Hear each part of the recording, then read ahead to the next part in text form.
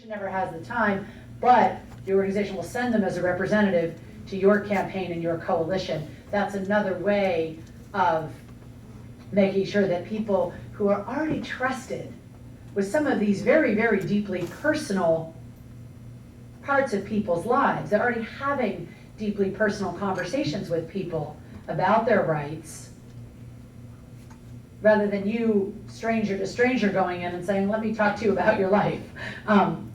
Or better yet, why don't you talk to me about your life? And that's not necessarily going to work. So that blend of being a good ally without appropriating is something that will be very essential as we build our coalitions. So if our speakers want to come up, one in order, and tell a little bit of their story and how your lessons for us will help us complete the task that we're doing today. So come on up and let's welcome our colleagues.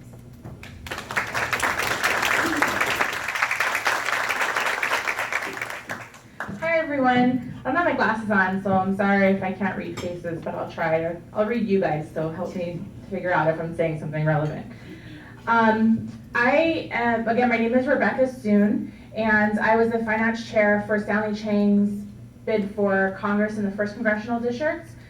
I'm not going to talk about money though today. What Tyler asked me to talk for just a couple minutes about is how we initially began the process of identifying our base, identifying our potential voters, people who would associate with Stanley's message of youth, of change, and of having a better quality of life in Hawaii, and really how to identify, as we've been hearing about, how to identify the people that could help propel that message forward and really resound with that message.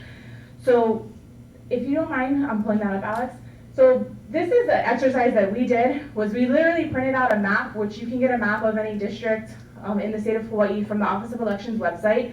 And you can see, sorry, it's kind of, color shading is not great, but this bottom portion is the Congressional District 1 area for which Stanley was campaigning.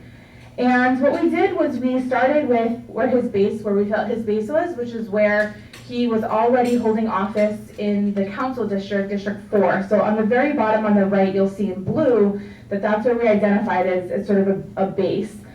In yellow, which is kind of in the middle, you can't really tell the yellow from the lime, but if you can kind of see, there's a little bit of a lighter lime there in the middle.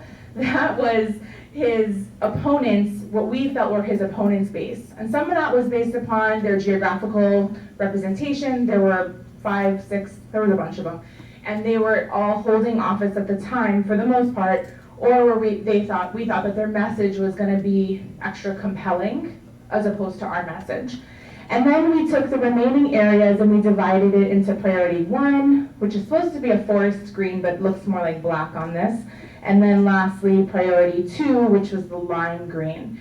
And really what that did was how we sort of evaluated all this was a combination of factors between what were the voter turnout in each of these areas together with the demographics, just as we've heard earlier,